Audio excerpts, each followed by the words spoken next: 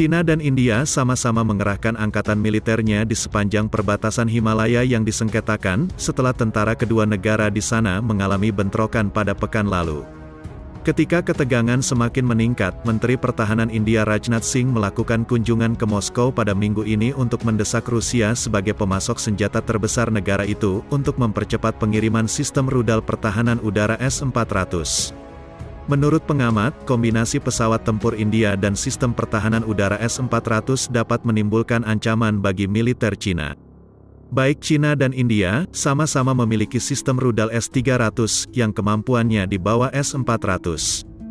Tetapi Cina sendiri, sudah memiliki sistem pertahanan udara S-400, dengan pengiriman terakhir pada akhir 2018.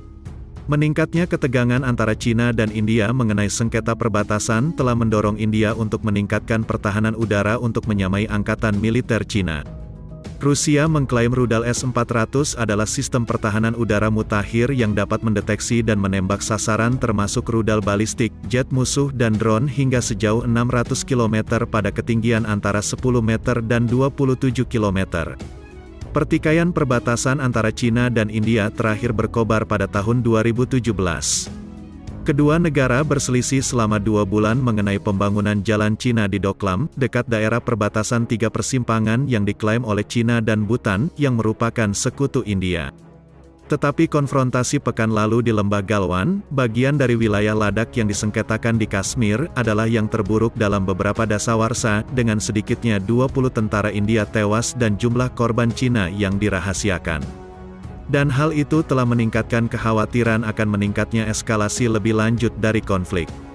Cina telah memperluas gudang persenjataannya di perbatasan Doklam sejak berselisih. Itu termasuk jet tempur siluman J-20, helikopter Z-20, jet tempur J-10C dan J-11B yang dimodifikasi, drone multi-peran Wing Long 2, tank ringan Type 99A dan Type 15 yang dapat menangani ketinggian tinggi, dan rudal Dongfengnya.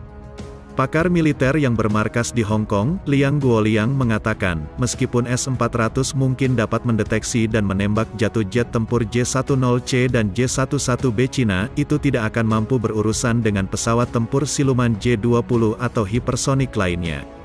S-400 tidak dapat merobohkan rudal jelajah darat DF-10 dan Changjian 100 milik Cina, atau rudal balistik hipersonik DF-17, kata Liang.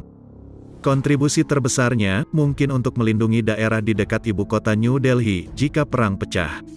Tetapi Song Zongping, komentator militer lain di Hong Kong, mengatakan jika saja India memiliki S-400, itu akan menjadi ancaman bagi PLA. Sistem S-400 memiliki jangkauan operasi yang lebih panjang dan hit rate yang lebih akurat, dan jet tempur Su-30 India serta helikopter Apache buatan Amerika, yang semuanya dirancang untuk pertempuran gunung dan ketinggian tinggi, tidak boleh diremehkan, kata Song.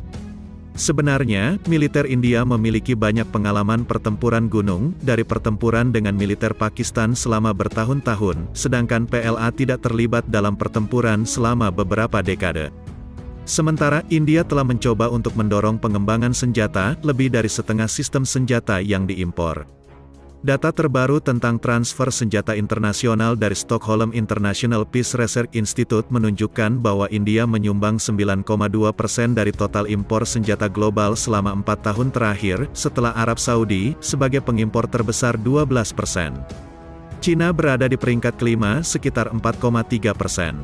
Tidak seperti India, hampir semua sistem senjata yang digunakan PLA di daerah-daerah dataran tinggi telah dikembangkan di Cina.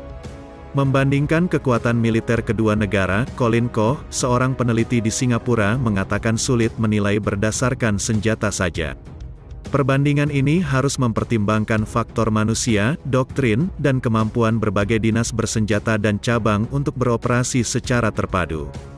Berdasarkan hal ini, saya pikir aman untuk mengatakan bahwa militer India dan Cina memiliki kekuatan untuk digembar-gemborkan, dan kelemahan yang mereka perlu atasi ketika berperang di sepanjang perbatasan.